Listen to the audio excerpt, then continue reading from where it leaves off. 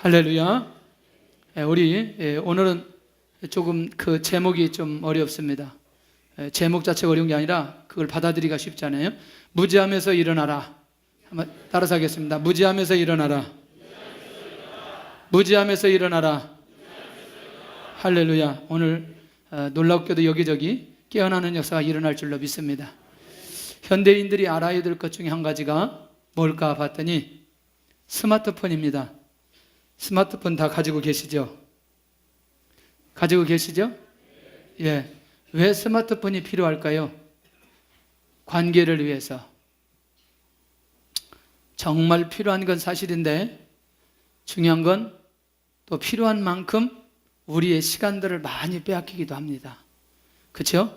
아마 자기 하루의 시간들을 정리해보면 아마 스마트폰에 빼앗기는 시간들이 굉장히 많지 않겠냐. 그래도 스마트폰을 알아야 됩니다. 목사님, 제가 아는 목사님이 핸드폰을 가지고 다녀요. 그래서 뭘 가지고 다니냐 그랬더니 2G 껍질 다 벗겨진 거 가지고 계속 다니는 거예요. 그래서 사람이 시대에 좀 따라가야지 이게 뭔 짓이냐 그랬더니 당신들 소통을 어떻게 하느냐, 당신은 그러냐, 어떻게 하느냐 그랬더니 자기 부인 핸드폰에 자기 밴드를 깔아놓고 자기 카톡을 깔아놓고 그걸로 사용하더라고요. 내가 해도 너무한다, 좀 하나 사라. 끝까지 자기는 안 하겠다는 거예요. 근데 이제 자기 나름대로 뭔가 뭐 살아가는 방법이 있기는 하지만 그러나 이 시대에 꼭 알아야 될 필요는 있겠다.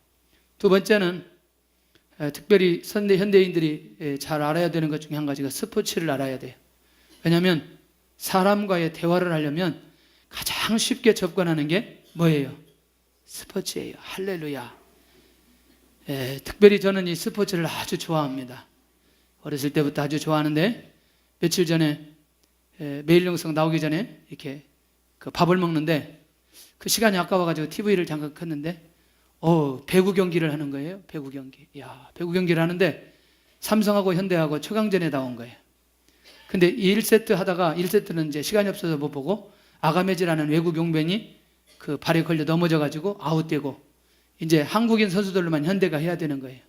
근데 4년 동안 현대가 이 삼성을 이긴 적이 없어요. 그날은요, 문성민이라는 그 현대 선수가 얼마나 날랐는지 삼성을 3대0으로 이겨버린 거예요. 이야, 왜냐면 저는 가끔가다 이런 생각이 들어요. 약자편에 많이 들어요. 이렇게 한 9연패 막 10연패 막 이렇게 하다 보니까 한 번 정도는 이게 좀 한쪽에서 이겨줘야 되는데 이길 수가 없어요. 워낙 너무너무 잘하니까. 이렇게 이제 얘기를 하니까 배구를 좋아하는 사람들은 좀 듣기가 좋죠? 괜찮죠? 근데 배구를 잘 모르는 사람이 저게 무슨 얘기야 뭐 이런 얘기 하죠. 근데 다양하게 알고 있으면 너무너무 놀라웠게도 다양하게 대화를 나눌 수 있고 무엇이든지 함께 할 수 있는 것을 보게 됩니다. 세 번째는 뭐냐면 자녀 교육을 잘 알아야 된다는 거예요. 자녀 교육을 어떻게 해야 될까? 어느 지역에서 어떤 학원에서 어떤 선생님에게 어떻게 내 아이를 양육을 해야 인물이 될까? 제일 관심 많은 사람들이 어떤 엄마들이냐? 아이 5살에서 7살, 8살 키우는 엄마들. 전도하기도 굉장히 힘듭니다. 마음을 닫아가지고. 그러나 이분들이 자녀 교육이 이대로 이렇게 된다라는 생각만 들면 확실하게 마음의 문을 여는 사람들이에요. 그게 굉장히 저도 이것을 생각하면서 기도를 해봤어요. 자, 좋은 학원, 좋은 학교, 좋은 선생님, 이런 사람들 만나야 하나님의 역사가 일어나겠나. 중요한 건 좋은 교회를 만나야 된다. 그들이 하나님을 제대로 만나면 정말 하나님 앞에 인물이 된다. 성경의 역사, 이 지구상의 모든 역사는 결국 누가 세워주셨느냐? 하나님이 세워주셨습니다. 이 원리를 하나씩 알면서 하나님 앞에 우리의 자녀들을 세우게 되어지는 거죠. 네 번째는 사실은 참 목회자가 경계를 좀 잘 알면 성도들을 바르게 다 인도할 수 있겠죠. 그러나 부분적으로나 혹은 전체적으로나 이 시대 어느 정도의 우리의 경제의 흐름들을 알 필요가 있다는 거죠. 왜 알게 되느냐? 왜 알아야 되느냐? 기도할 때 기도의 폭이 굉장히 넓어집니다. 그리고 구체적으로 기도할 수 있습니다. 그러나 또 아까도 말씀드린 대로 궁극적인 것은 배후에서 하나님께서 역사해 주셔야 재물이 이동이 되어진다. 그러나 그 이동되어지는 경로가 하나님의 인도 따라 우리의 눈이 열려서 볼 수 있다면 정말 귀한 것 아닌가. 이외에도 우리 현대인들이 알아야 될 것들이 정말 다양하게 많이 있습니다. 아마 그것들 하나하나 우리가 알아가는 일에 시간을 또 투자하기도 하고 관심도 갖게 되어지는데, 저는 그것도 중요하지만 진짜 중요한 게 뭐냐면 성도들이 꼭 알아야 될 게 하나님에 대해서 알아야 된다는 거예요. 자, 우리 예배 누구에게 드리죠? 할렐루야, 하나님께 드려집니다. 우리 기도 누구한테 하죠? 누구의 이름으로 하죠? 예수님의 이름으로 하죠. 그러면 하나님에 대해서 잘 알면 하나님 앞에 나와서 예배를 드리고 하나님의 말씀을 받고 하나님의 뜻대로 살아가려면 하나님에 대해서 알아야 된다는 거죠.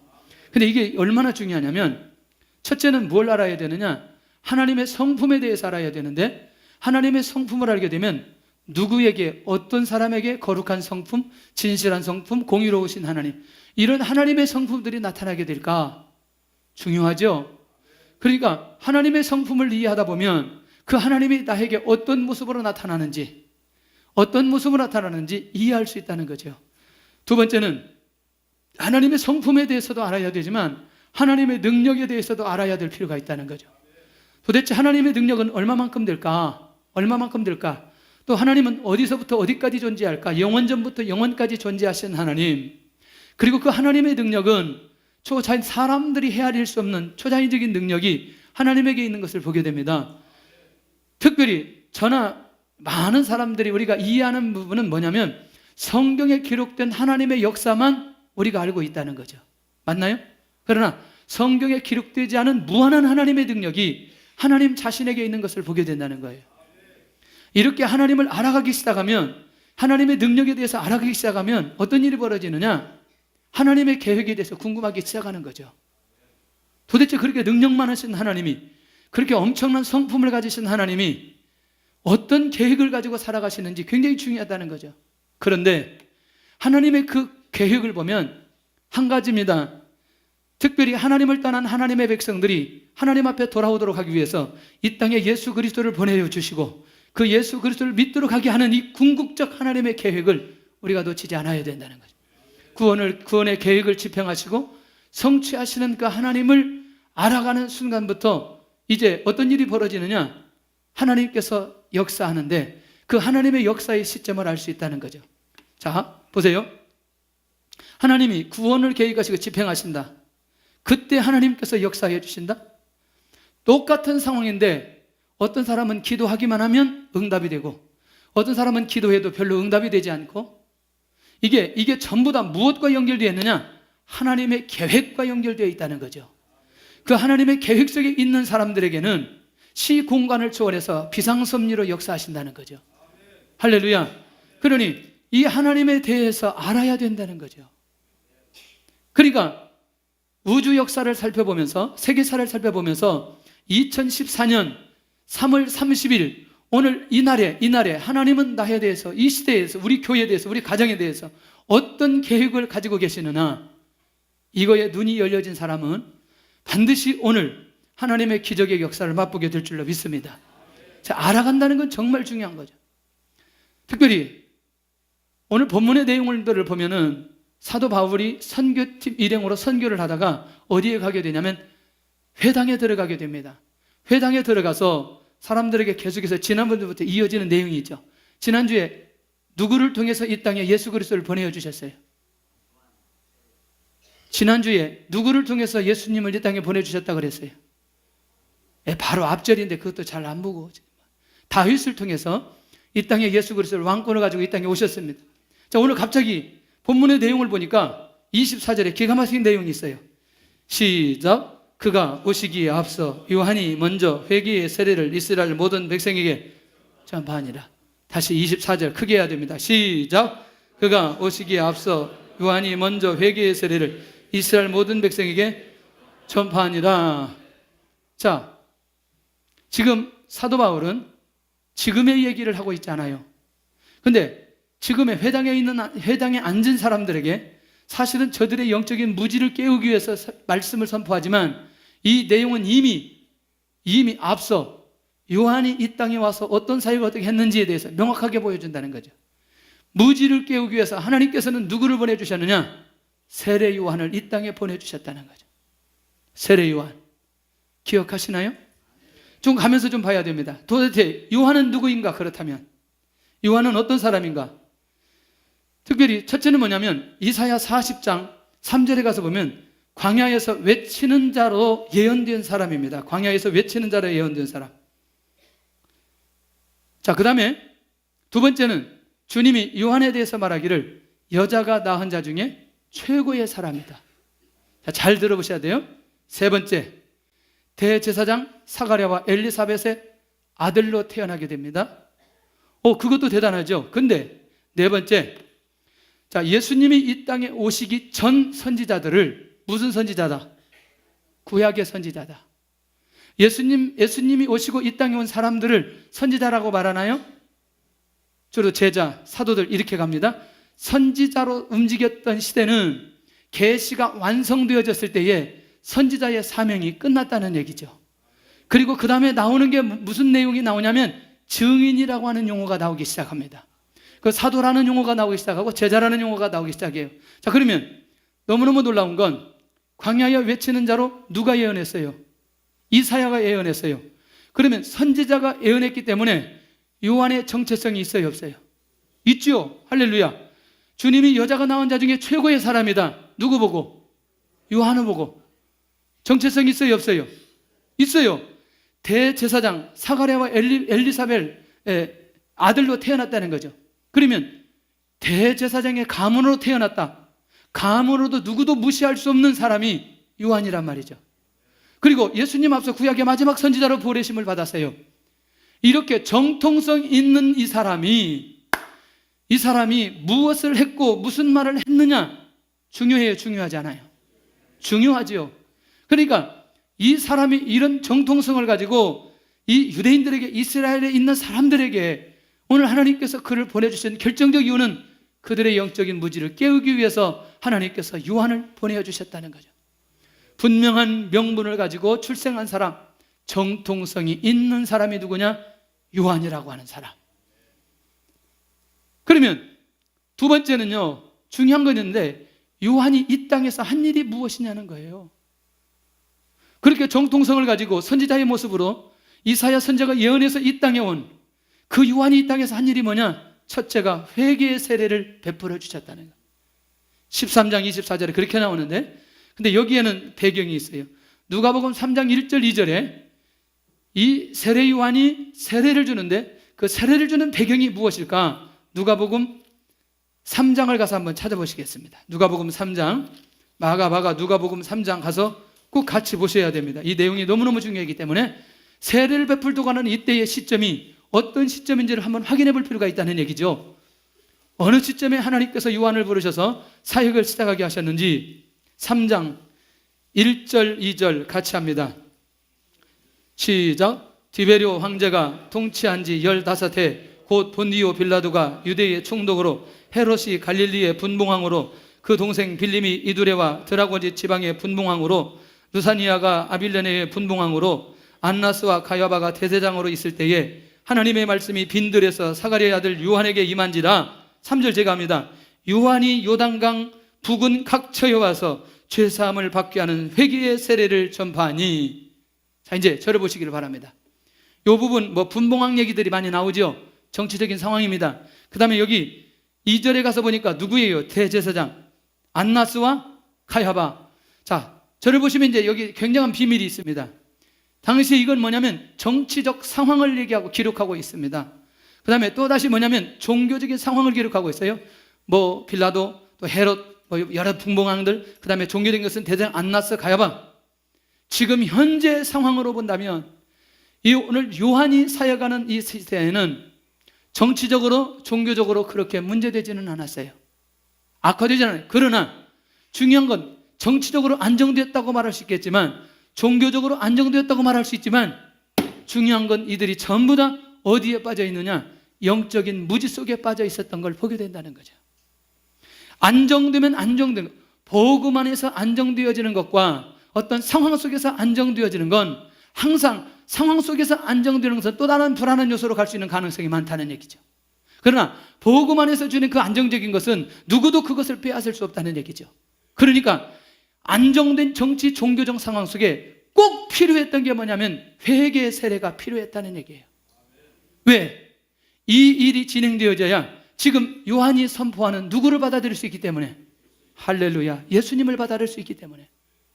무지를 깨우기 위해서 그렇게 정통성을 가지고 요한이 이 땅에 온 그거, 그리고 요한이 이 땅에서 회개 세례를 베풀게 만듭니다. 그래서 이때부터 요한의 회개 세례 사역이 시작되어지는 것을 보게 된다는 거예요. 자, 그러면 이제 세 번째, 그 다음에는 뭐냐면 요한이 선포한 말은 뭐냐? 요한이 선포하는 말은 뭐냐? 나는 누가 아니다? 그리스도가 아니다. 자, 요한이 왔습니다. 요한이 누구인가를 얘기해 주었어요. 그리고 요한이 이 땅에 와서 뭘 했어요? 세례를 베풀었어요. 회개의 세례를 베풀었어요. 그리고 요한이 또 뭐라고 하죠? 말을 하기 시작합니다. 그러면 요한을 인정하면 요한의 삶을 인정해야 되나요? 맞지요? 그리고 요한을 인정하면 요한이 한 말을 인정해야 되나요? 맞지요? 그러면 여러분들, 선지자가 예언한 사람이 와서 그가 사역을 하고 그가 말했던 내용이 진리라는 사실이 확인이 되어진다면 받아들여져야 되잖아요. 무지를 깨워서 그렇게 요한을 이 땅에 보내서 요한이 말하기를 나는 그리스도가 아니다. 내가 그리스도가 아니다. 왜? 많은 유대인들이 요한을 메시아로 보았어요. 자기는 메시아가 아니다. 더 중요한 거죠. 내 뒤에 오시는 이가 계신다. 메시아는 따로 계신다. 우리 한번 볼까요? 25절 시작. 요한이 그 달려갈 길을 마칠 때 말하되 너희가 나를 누구로 생각하느냐? 나는 그리스도가 아니라 내 뒤에 오시는 이가 있으니 나는 그 발의 신발끈을 풀기도 감당하지 못하리라 하였으니. 간단하죠? 나는 그의 신발끈을 풀기도 감당하지 못하겠다. 간단하죠? 그런데 이 말은 핵심이 뭐냐면 나는 예수님을 이 땅에 소개하는 사명자일 뿐이다. 나는 메시아가 아니고 반드시 예수님이 이 땅에 오실 것이다 라고 하는 이 사실로 많은 사람들이 가지고 있는 영적인 무지를 깨우쳤던 것을 보게 된다는 거죠. 영적인 눈이 어두워지면 선지자가 선포해서 이 땅에 온 세례 요한, 그의 사역, 그의 말이 결국 사람들에게 변화를 주지 못하는 것들을 보게 된다는 거죠. 그럼 이렇게 보면 어떨까요? 아까 정치적으로 종교적으로 큰 어려움이 없는 상황이라고 보았지만 영적으로는 어려움이 있어요, 없어요? 영적으로는 어려움이 있던 거죠. 이 충격적인 이 시대의 사건을 누가 쳐다보았느냐? 사도 바울이 바라봤던 거예요. 그리고 이 요한의 얘기를 가감없이 그 현장에서 유대인들에게 선포하고 있는 것을 보게 된다는 거죠. 오늘도 우리가 저게 하나님의 사람이고 하나님의 인도받는 사람이라면 그의 삶과 그의 말씀을 보면서 우리가 하나님의 인도 받아가 볼 필요가 있다는 거죠. 나중에 이 부분에 대해서 조금 더 뒤에 가서 좀 정리하면서 가야 되겠습니다. 그러면 바울이 세례 요한을 말하는 건 뭐냐? 그때에 유대인들이 무지에서 일어나야만 했었다는 거예요. 일어나만 했었다는 거예요. 근데 그들이 일어났다는 건 결국 무슨 얘기를 하는 거예요? 예수님을 믿으면 된다는 거죠. 두 번째, 그때 그러니까 메시아를 믿었어야 되는데 하나님께서 이 요한을 통해서 구원의 말씀을 그 시대에 그들에게 영적으로 깨우치기 위해서 그걸 보냈다는 사실을 이미 바울이 알고 있는 거죠. 그때 받아들였어야 되는데, 그때 깨어 있어야 되는데 그가 너희들의 무지를 어떻게 했다? 깨닫게 했다는 거죠. 그가 너희들의 무지를 깨닫게 했다. 이건 정말 중요합니다. 그러니까 이 바울이 이 유대인들을 바라볼 때마다 견딜 수 없는 마음이 그 안에 있는 거죠. 이들이 빨리 이런 무지 속에서 벗어나야 되는데 이제라도 여기 와서 사역을 하면서 정말 그가 이 회당 안에 있는 사람들이 이 무지 속에서 깨어있기를 원하는 마음이 너무너무 간절했다는 거죠. 그렇다면 그 다음에 무지에서 깨어나지 못했던 사람들이 어떤 상황으로 갔는지를 살펴봐야 돼요. 대상자가 누구냐 도대체. 그렇게 말해도 요한을 보내서 요한이 사역을 하고 말씀까지 선포했는데도 그 무지에서 깨어나지 못했던 사람들의 대상자가 누구냐? 첫째가 예루살렘에 사는 자들이었습니다. 27절 한번 보겠습니다. 27절 시작. 예루살렘에 사는 자들과 그들 관리들이 예수와 및 안식일마다 외우는 바 선지자들의 말을 알지 못하므로 예수를 정죄하여 선지자들의 말을 응하게 하였도다. 이제 굉장히 조금 어려운 얘기지만 쉽게 좀 가겠습니다. 여러분들, 예루살렘에 사는 자들은 복받은 자예요? 복받은 자죠. 왜 복받은 자라고 생각이 되어지죠? 하나님의 약속의 말씀이 성취되어지는 현장에 계시기 때문에. 약속이 성취되는 현장에 산다는 건 하나님께서 주신 축복과 은혜입니다. 그러면 이 상황 속에서 영적인 무지 속에 일어나는 순간부터 저들은 새로운 복음의 세계 속에 들어가는데 깨어나지 못하죠. 여러분들, 이 땅에서 이루어져야 될 메시아 언약이 어떻게 그들을 통해서 성취되고 이루어질 것인가를 미가서 5장에 명확하게 예언되어졌습니다. 시작. 베들레헴 에브라다야, 너는 유다 족속 중에 작을지라도 이스라엘을 다스릴 자가 내게서 내게로 나올 것이라. 그의 근본은 상고의 영혼에 있느니라.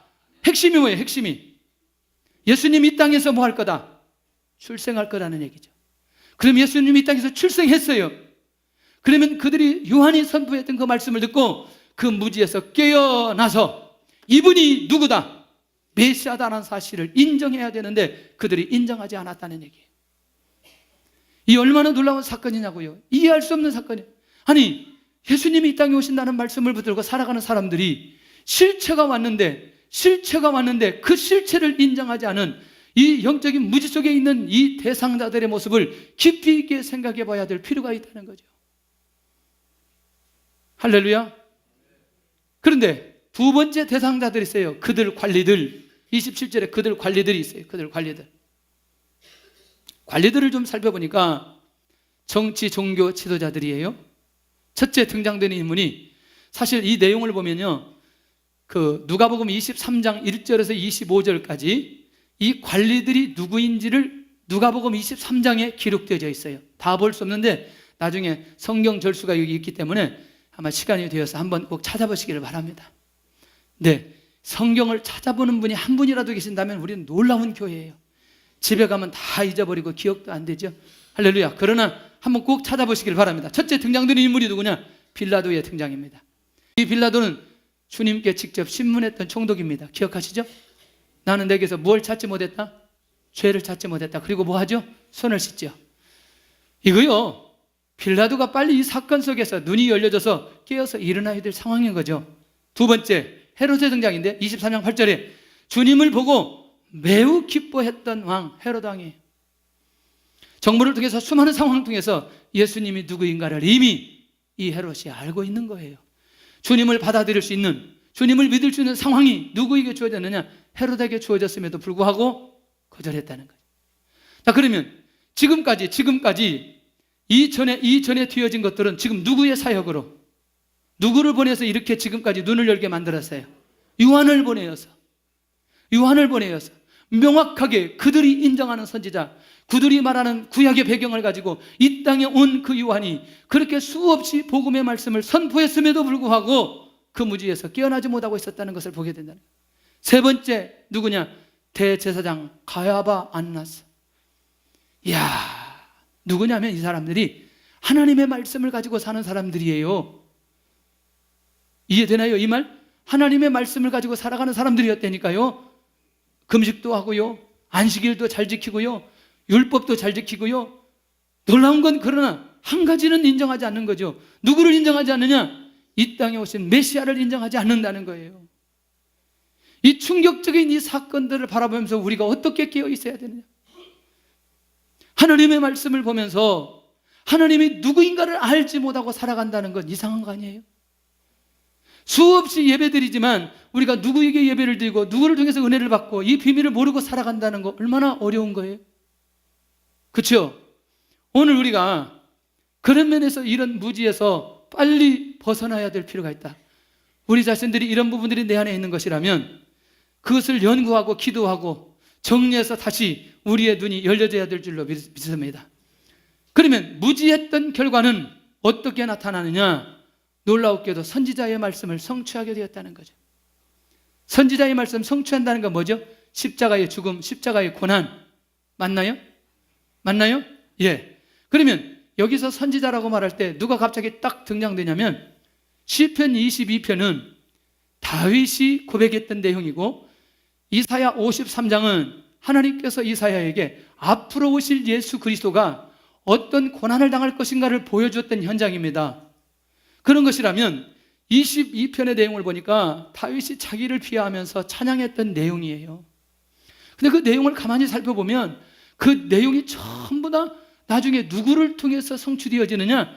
예수님을 통해서 성취되어지는데 메시아의 예언으로 22장이 성경학자들이 딱 붙들고 있다는 거죠. 고통, 비방, 죽음, 모든 상황들을 놓고 그렇게 애통하면서 고백했던 그 내용이에요. 자기가 그런 줄 알았더니 앞으로 오실 예수 그리스도의 삶을 그가 그렇게 고백하고 있더라는 거죠. 중요한 의미가 있죠. 십자가 죽음의 예언의 성취를 이렇게 미리 한 사람들을 통해서, 영적으로 깨어있는 사람들을 통해서 그렇게 진행시켜 주셨던 걸 보게 됩니다. 그러면 예수님께서 십자가에 죽으시는 것은 누구의 예언으로? 응? 선지자의 예언으로. 아까 그 얘기 했잖아요. 그 얘기 지금 선지자의 말을 알지 못함으로 예수를 정죄하여, 이 내용들이 어떤 내용들이 정리를 해봐야 돼요. 그러니까 결국 이들이 무지해서 이런 상황도 궁극적으로 보니까 누가 다 예언했어요?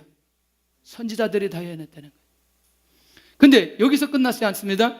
예수님을 십자가에 못 박혀 죽게 만드는 것도 궁극적으로 누가 예언했어요? 선지자가 예언했어요. 여러분들 기억하시죠? 광야에서 이스라엘 백성들이 원망하다가 불뱀에 물게 되어지죠. 다 죽어갑니다. 다시 하나님께 기도합니다. 하나님께서 모세에게 장대에다 놋뱀을 달아 놓아라. 그리고 물려서 죽는 자들마다 무엇을 쳐다보면, 놋뱀을 쳐다보는 자들은 죽어가다가 다 살아나는 거죠. 그러면 그걸 우리가, 성경학자들이 그것을 뭘로 얘기하죠? 놋뱀에 달린 그것을 예수님을 예표한다. 여러분들, 이 모든 상황들이 결국에는 이미 누가 다 예언되었다. 선지자들을 통해서 이미 말씀해 주셨던 내용이라는 거죠. 놀라운 것은 그 무지가 어떤 결과를 우리에게 보여주느냐? 주님을 죽게 하는 상황까지 가게 만들었다는 사실을 바울이 딱 깨닫고 있는 거죠.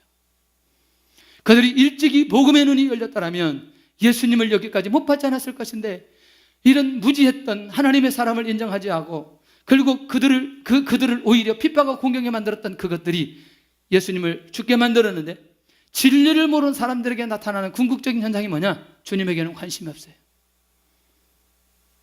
할렐루야. 예수님에게는 관심이 없어요. 예수님이 누구인지 모르는 사람, 예수님을 믿고자 하는 마음이 없는 사람들에게는 주님에게는 관심이 없어요.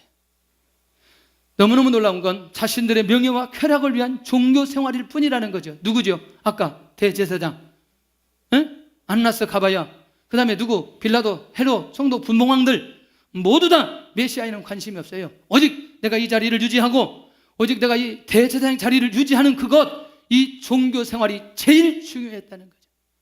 무엇이 없으면, 예수 그리스도가 없으면, 영적인 무지 속에 들어가면 그것이 최고인 줄 알지만 지나고 나면 그것이 얼마나 불행한지를 분명하게 알려주신다는 거죠. 다른 것보다도 진리에 대해서 우리는 예민해야 됩니다. 할렐루야. 진리가 어디 있다고 발견되기만 하면 그 진리를 쫓아가야 되는데, 그 진리의 핵심이 어느냐? 예수가 그리스도라는 사실이죠. 내가 예수님 믿으면 구원받는다는 이 사실이 이 땅의 가장 중요한 진리, 우리 삶의 근본을 흔들고 세워가는 그 말씀인 걸 우리가 놓치지 않아야 된다는 거예요. 지금도 이 진리를 모르면 이런 결과를 가지게 되어지는 걸 보게 된다. 진리를 모르면. 오늘도 절대로 영적으로 무지해 있지 않기를 바랍니다. 놀랍게도 그렇다면 이 무지했던 자들에게 하나님께서 이제 어떻게 일하시느냐? 그대로 지나가지 않죠. 자, 선지자의 말씀을 응하기 위해서 핍박하고 예수님을 죽게 만들었어요. 자, 고난을 당하는 것도 다 예언되어졌고, 선지자들이 이들이 무지해서 예수님 이렇게 하는 것도 다 예언되었고, 모두 다 지나고 보니까 누구의 계획이었다? 하나님의 계획이었다. 궁극적인 하나님의 계획에서 눈이 열려야 되는데, 주님께서 어떻게 하나님의 역사로 이 무지했던 자를 정확하게 답을 주시느냐? 하나님께서 살려버렸어요. 그것이 죽이면, 저게 메시아인데 메시아를 죽이면 그대로 끝날 줄 알았더니 결국 예수가 메시아라는 사실을 더욱더 밝혀줘 버렸다는 거죠. 이게 뭐냐? 부활의 역사는 예수님이 메시아라는 증거를 만인들 앞에 확실하게 보여줬다는 거예요. 할렐루야. 무지했던 자들이 더 이상 예수 그리스도를 부인하지 못하도록 하나님께서는 부활의 역사를 우리 주님에게 허락해 주신 것을 보게 됩니다. 진리를 거부해도 부인할 수 없는 진리는 예수님이 부활하셨다는 거예요. 예수님이 살아나셨다는 거예요. 왜냐하면 메시아는 반드시 죽어야 되고 반드시 살아야 되는데, 살아야 될 이 엄청난 비밀들을 하나님께서 확실한 역사로 보여주셨다. 그러니 부인해도 부인하는 것 자체가 문제가 있는 거죠. 여기서 끝나지 않습니다. 나중에 30일째 가서 쭉 보면 예수님이 이 땅에 40일 계시면서 하나님의 말씀을 선포하죠. 하나님의 나라 일을 선포하죠. 열방을, 또 땅끝을, 모든 족속을 예수님의 제자들에게 주시면서 떠나가시는 것을 보게 됩니다. 뭐냐? 예수님이 메시아라는 증거를 보여주셨다는 거예요. 이 정도 되면 인정해야 되나요? 인정하지 않아야 되나요? 인정해야 되죠. 이 정도 하나님께서 보여주신 것이라면, 자, 요한이 얘기해서 요한이 그렇게 자기의 정체성을 가지고 정통성을 가지고 이 땅에 와서 자, 회개의 세례를 베풀고 나는 메시아가 아니고 메시아가 따라오신다, 나는 그의 신발끈도 내가 감당치 못하겠다, 그렇게 말했던 그 말을 사람들이 받아줘야 되잖아요. 좋아요. 받아들이지 않았어요. 그리고 예수님은 십자가에 못 박혀 죽게 만들었어요. 그리고 하나님은 다시 살려주셨어요. 그러면 여기까지 왔어야도, 여기까지 왔더라면 여기까지 온 이 상황 속에서도 그들이 이 진리를 받아들여야 된다는 거예요. 오늘 우리 어떻습니까? 이런 하나님께서 분명하게 확실한 역사를 우리에게 보여주시는데, 그렇다면 우리가 놓치지 않아야 될 게 하나 있어요. 절대로 이것은 과학적으로 설명할 수가 없다. 예수님의 부활 사건은. 할렐루야. 그렇다면 이제 우리가 이게 중요하다는 거죠. 무지를 극복하는 방법이 무엇일까? 이런 영적인 무지를 극복하고 이길 수 있는 방법이 뭐냐? 첫째, 말씀의 눈을 열어야 된다는 거예요. 말씀의 눈을 열어야. 그래서 우리가 성경을 잘 아는 사람을, 오늘 두 사람을 볼 겁니다. 자, 예배 시간에 손톱 보지 말고 저를 봐야 됩니다.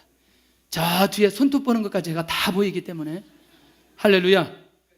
자, 너무나 지금 내용이 중요하기 때문에 딴 얘기를 할 수가 없어요. 그런데 손톱을 자꾸 보는 바람에 신경이 거슬려가지고 얘기를 했던 거예요. 기회 있을 때마다 하나님의 말씀을 받았던 사람이 누구냐? 아브라함입니다. 눈이 열려지는 순간에 하나님의 역사가 일어나는데, 몇 가지 이제 좀 살펴보고 정리를 좀 하겠습니다. 가나안의 비전을 그가 말씀으로 봤죠. 12장 1절에서 3절. 두 번째, 롯과 헤어질 때에 13장, 창세기 13장 14절에 17절까지 내가 우하면 내가 좌하고 내가 좌하면 내가 우하리라. 다 보내놓고 하나님께서 아브라함에게 동서남북 다 쳐다봐라. 너가 밟는 곳을 내가 다 너에게 주겠다. 하나님이 약속해 주십니다. 아들을 주셨으면 좋겠는데 아들 얘기는 안 하셔요. 그런데 너와 내 누구에게? 자손에게. 그럼 자손이라고 하는 건 누구예요? 아들이 없지만 그 말은 무슨 얘기예요? 아들을? 할렐루야. 엘리에셀을 상속자로 착각할 때에 내 속에서 난 씨가 너의 상속자가 될 거다. 뭘 얘기하고 있죠? 아들을 약속하고 있어요. 99대 응답이 가까워집니다. 다시 또 나타나서 1년 후에 너에게 아들이 있을 거다. 또 나타납니다. 같은 시기에 조금 더 지나서 18장 10절에 마물의 상술이나 말에 하나님의 사람을 보내놓고 다시 또 1년 후에 기한이 되면 누가 나올 거다? 아들이 나올 거다. 가보니까 창세기 18장 32절에 자기 롯 때문에 소돔과 고모라를 갖고 하나님 앞에 기도할 때에 마지막 하나님께서 그렇게 얘기하십니다. 아브라함이 이렇게 기도하죠. 하나님, 이 소돔과 고모라에 의인 10사람만 있다면 하나님 어떻게 하시겠습니까? 그러니까 하나님은 내가 이 소돔과 고모라 성에 의인 10사람만 있어도 내가 멸망하지 않겠다. 그 얘기예요. 그 얘기. 하나님께서 하나님과 직접 대화하면서 하나님께 교제를 이뤘던 이 아브라함. 그 다음에 창세기 22장에 가서 보면 이삭을 번제를 드릴 때 하나님께서 누구에게? 아브라함에게 나타나셔서 그것을 금하게 만들고 드디어 그때 아브라함에게 지금까지 주어졌던 모든 축복을 총정리해서 하나님께서 누구에게? 아브라함에게 주십니다. 다시 하나님의 말씀을 받고 아들을 얻기까지 아브라함에게 걸린 시간이 몇 년? 25년. 그러면 이보다도 더 많지만 7번이라고 25년을 7번으로 나누면 몇 년 정도 될 것 같아요? 3.5 되나요? 3.5? 네. 그러면 3.5년 만에 한 번씩 하나님의 음성을 들었어요. 어떻게 생각하세요? 3년 동안, 3.5년 동안, 3년 6개월 동안 아무 얘기를 안 듣다가 그때 한번 하나님이 살짝 말씀하셔요. 25년 동안. 그래도 하나님은 이 아브라함을 기억하시고 끝까지 아브라함이 하나님의 살아계심을 인정할 수 있도록 하나님께서 환경적으로 인도해 가셨어요. 그러나 직접 말씀하신 것은 결정적인 상황이 있을 때 하나님이 말씀해 주셨어요. 그러니까 아브라함과 하나님의 관계가 절대로 막혀질 수 없었다는 거예요. 하나님의 말씀을 들을 수 있는 귀가, 마음이 내 안에 있는 순간부터 우리는 절대로 영적인 무지 속에 있을 수가 없다는 거예요. 어젯밤에 설교 준비를 다 하고 오후 예배까지 다 준비하고, 오후 예배 내용이 뭐냐면 블레셋 군대에게 뭘 빼앗겼죠? 언약궤를 빼앗겼습니다. 근데 5장 내용을 막 설교를 준비할 때는 제가 준비를 했어요. 그리고 강대상에서 기도를 하는데 갑자기 마음속에 그 말씀이 조명되기 시작하더니 그 다하곤 신상에 일어났던 다하곤 신상의 머리가 끊어지고 팔뚝이 자라지고 또 아스돗, 가드, 에그론 이 지역에 갈 때마다 독종이 일어나고 막 그 지역에 사망이 막 일어나면서 이상한 상황이 막 벌어지는 거예요. 언약궤가 그 일을 하였나요? 하나님이 하셨나요? 하나님이 하셨죠. 근데 그 하나님께 대한 그 믿음, 그때 그들을 아니 세상에 그렇게 다 꺾어버리고 잘라버리고 가는 곳마다 독종이 일어나고, 야, 이런 하나님이 갑자기 딱 조명되기 시작하는 거죠. 야, 이 하나님, 이성적으로 생각했던 하나님이 아니라 실제로 그때 그 상황을 주도하시고 인도해 가시는 그 하나님이 갑자기 확 다가오기 시작하는 거예요. 야, 이런 하나님이라면 우리가 하나님 앞에 기도하는 모든 것 아무도 문제가 되지 않는다. 전혀 문제가 되지 않는다. 이런 하나님을 내가 믿고 기도한다면 기도하는 것마다 이 하나님의 능력이 나타날 것이다. 그런 확신이 오기 시작하는 거죠. 야, 말씀이라는 게 사람을 이렇게 세워가고 믿음의 역사를 일으키는데 정말 감사한 거죠. 근데 그 믿음이 내 안에서 살아나기 시작하는 거죠. 내가 이제 하나님을 그렇지 않아도 내가 믿음하면 그래, 믿음의 사람 뭐 그렇게 하려고 하는데 실제로 그것이 내 삶 속에 구체적으로 다가오기 시작하면서 저를 세워주기 시작하는 거죠. 말씀을 보다가 하나님을 만나는 순간부터 새로운 세계에 들어간다니까요. 말씀을 보다가 하나님의 음성을 들으면 좌절했던 영혼이 살아나게 된다니까요. 할렐루야. 불안했던 영혼이, 두려움이 사라지게 된다니까요. 미래가 보여지기 시작한다니까요. 그런 사람이라면 절대로 영적인 무지 속에 있지 않다는 거죠. 아무리 상황이 악조건이어도 내가 믿는 하나님이 그 일을 행하실 수 있다는 말씀을 내가 붙들고 있는 순간 하나님은 그 일을 뚫어가시는 것을 보게 된다는 거예요. 그러니 무지를 극복하기 위해서는 우리가 어떤 눈이 열려야 되느냐? 말씀의 눈이 열려져야 돼요. 아브라함이 그렇게 그 많은 세월 가운데에 믿음의 조상이 될 수 있었던 건 하나님의 말씀을 들었다는 거죠. 그가 하나님을 만났다는 거죠. 두 번째는 무지를 극복하는 방법 중에 한 가지가 믿음의 눈을 열으라는 거죠. 로마서 1장 17절 우리 너무너무 잘 알죠. 시작. 복음에는 하나님의 의가 나타나서 믿음으로 믿음에 이르게 하나니 기록된 바 오직 의인은 믿음으로 말미암아 살리라. 루터가 이 말씀 붙들고 완전히 끼어져서 종교계에 갈 수 있는 근거를 마련했습니다. 이걸 좀 그 얘기는 나중에 한번 하도록 하고, 그렇다면 복음에는 하나님의 뭐가 나타나서 하나님의 의. 좀 어려운 얘기예요. 성경을 좀 쉽게 쓰면 좋겠는데 하나님의 의, 바울이 워낙 똑똑해서 그래요. 워낙 공부를 많이 해서 바울 서신 읽으려면 기도를 많이 하고 봐야 된다니까. 그렇죠? 너무나 차원 있는 얘기를 하기 때문에. 그럼 하나님의 의가 뭐냐는 거예요. 구약 시대에 피의 제사를 드릴 때에 그들이 가지고 있었던 무엇을 해결해 주셨어요? 죄를 해결해 주셨어요. 죄를 해결해 주셨다는 사실, 그것이 하나님의 의가 나타나서 해결해 주셨다. 자, 다시 정리할게요. 자, 신약 시대는 예수님이 죽음으로 말미암아 우리가 가지고 있던 모든 죄가 누구의 죽으심으로? 예수님께서 죽으심으로 다 가져가셨어요. 우리의 죄를 다 가셨어요. 그리고 우리를 의롭다고 여겨주셨다는 거죠. 구약에도 피해 제사를 드리면 그들의 죄를 다 탕감해 줬기 때문에 하나님께서 그들을 의롭다고 만들어 주셨어요. 맞나요? 그러니까 구원받은 자에게는 은혜와 사랑이 나타나게 되는 거죠. 맞나요? 근데 구원받지 못할 자에게는 무엇으로? 심판으로. 그러니까 믿음의 결과라고 하는 건 구원받은 자는 은혜와 사랑으로, 구원받지 못하는 하나님의 심판으로. 그러니까 하나님의 의가 불신자에게도 나타나나요? 나타나죠. 어떻게? 심판으로. 구원받은 자에게 나타나죠. 무엇로? 은혜와 사랑으로. 근데 이 모든 것들의 배경이 무엇이 되어야 된다? 믿음으로 이 사실이 이루어진다는 거죠. 믿음으로 믿음에 이르게 하나니. 믿음으로 믿음에 이르게 하나니. 믿음으로 믿음에 이르게 하나니. 이 말이 이해 되나요? 내가 믿음으로 말미암아 또 어디에 믿음에 이르게 되어지는 이 상황까지 가게 한다는 거죠. 그런데 우리 안에 하나님의 은은 반드시 무엇을 통해서만 이루어진다? 믿음을 통해서만 이루어진다. 다시 말하면 내가 예수 그리스도를 믿고 구원받고 죄를 탕감받는 건 반드시 무엇을 통해서만? 믿음을 통해서만 이루어진다는 이 비밀을 알려주고 있다는 거죠. 그러니까 십자가의 복음, 예수님께서 나를 위해 십자가에 죽으셨다는 사실을 내가 믿으면 구원받는다는 이 사실. 그러니 사실은 그 사실을 우리가 인정한다면 계속해서 우리가 어디에 이르러야 되느냐? 믿음에 이르러야 된다는 거예요. 자, 믿음에는요 다양하게 있더라고요. 뭐냐면 이렇게 내가 구원받기 위한 믿음도 있고, 기도하고 응답받는 믿음도 있고, 내 상황을 해결해야 된다는 믿음도 있고, 내 미래를 하나님 앞에 맡기는 믿음도 있고. 그러나 그 모든 믿음 중에 가장 기본적이고 기초적인 믿음은 뭐냐? 복음에 관한 믿음이 내 안에 있어야 된다는 거죠. 내가 하나님의 자녀되어야 내가 하나님 앞에 기도할 수 있는 것이고, 내가 하나님 앞에 예배자로 살아야 하나님께서 우리 예배를 받으시는데, 예수님을 내가 믿지 않고서 예배자가 될 수 없고 기도자가 될 수 없다는 거죠. 그러니 가장 기본은 이 무지를 극복하는 비결은 뭐냐? 믿음의 눈이 열려야 된다는 거예요. 오늘도 이 믿음의 문이 우리 안에서 열려질 수 있기를 바랍니다.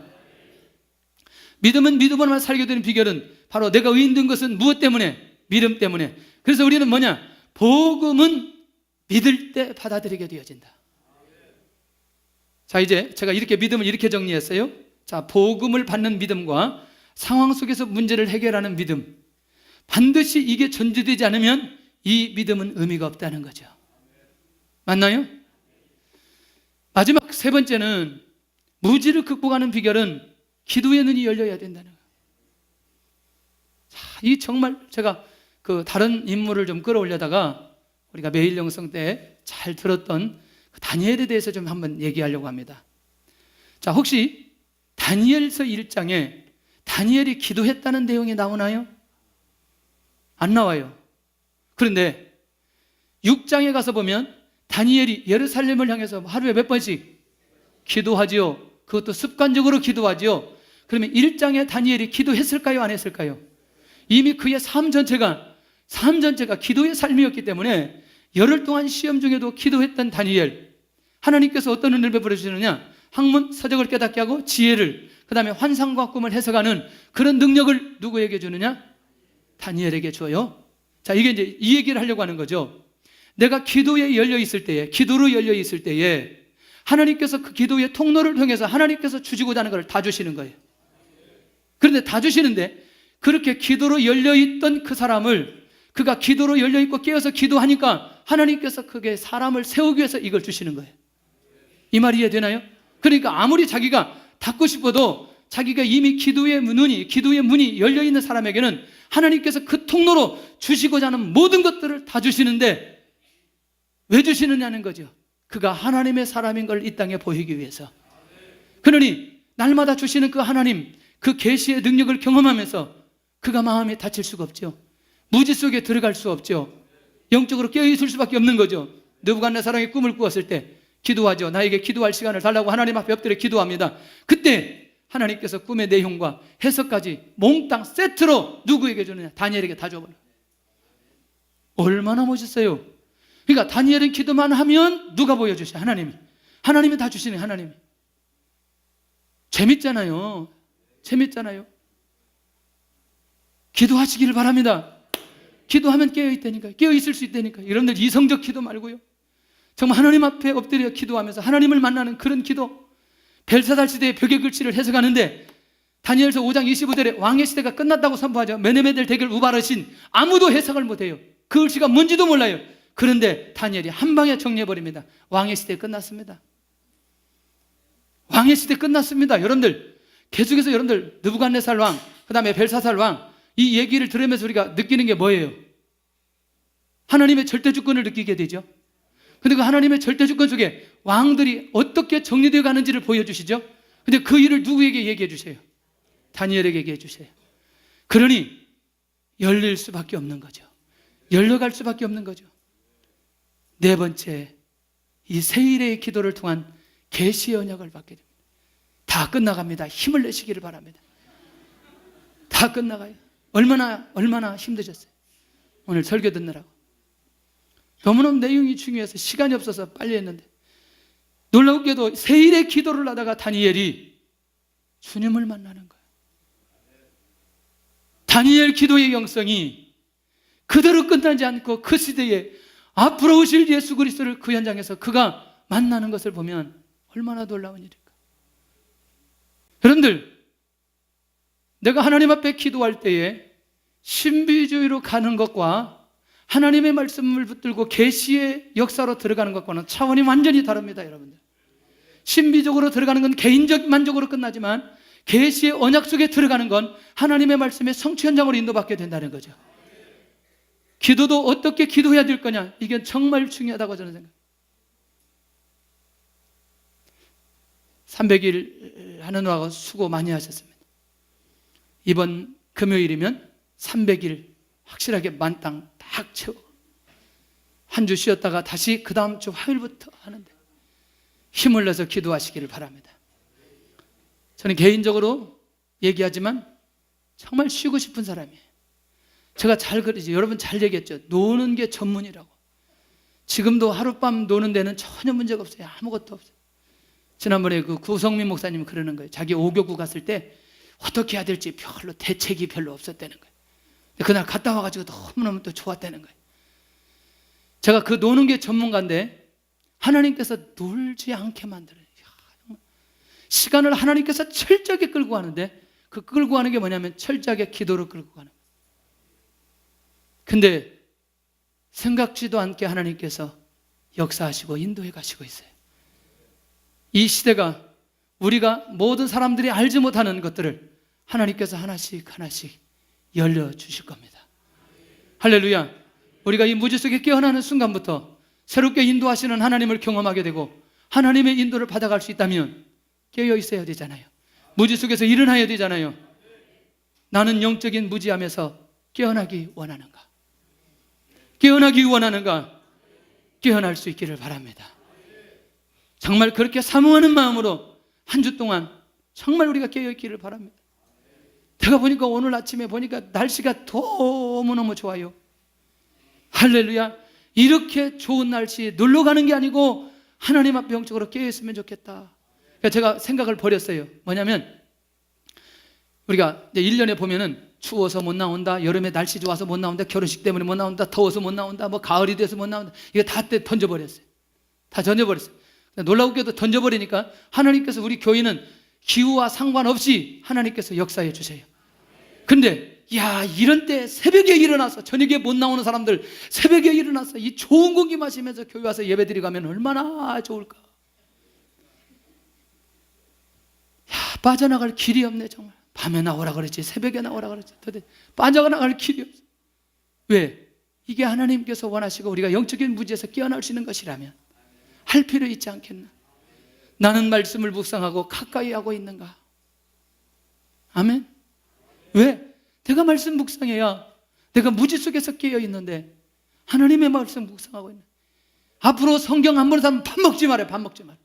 밥 주지 마. 집에서 밥 주지 마. 왜 밥 줘? 집에서 성경 읽었는지 확인해보고, 자녀들한테 성경 읽었는지 확인해보고. 밥 주는 그분들은 제가 조사해가지고 적절한 조치를 제가 취할 거예요. 왜 밥을 주냐고. 왜 밥을? 밖에서 사 먹어버리는구나. 그러면 다 빼앗어. 밥 주지 마. 절대로. 이렇게 작정해요. 나는 성경을 안 읽으면 밥을 안 먹겠다. 할렐루야. 저를 따라서 해요. 나는 성경을 안 읽으면 밥을 안 먹는다. 몇 사람이 안 하는데, 다시 하는데 시간이 없어서 못 하겠어요 지금. 성경 읽으시기를 바랍니다. 할렐루야. 나는 믿음으로 기도하는가? 정말 나는 믿음으로 기도하는가? 아마 우리가 그렇게 믿음으로 기도할 때 우리 모두가, 우리 교회가 아마 이 지역, 이 민족을 깨우는 그 일에 하나님께서 우리를 쓰시지 않겠냐? 나는 진리의 복음 대신 예수 그리스도를 믿는가? 할렐루야. 우리 다 깨어있는 사람이에요. 깨어있는 사람이에요. 나도 바울처럼 깨어있기 원하는가? 나도 바울처럼 그렇게 결국 이렇게 엄청난 복음을 선포하니까 선교지에 놀라운 변화가 일어나는 것을 보게 됩니다. 찬양하면서 우리가 기도의 시간으로 들어갔으면 좋겠습니다.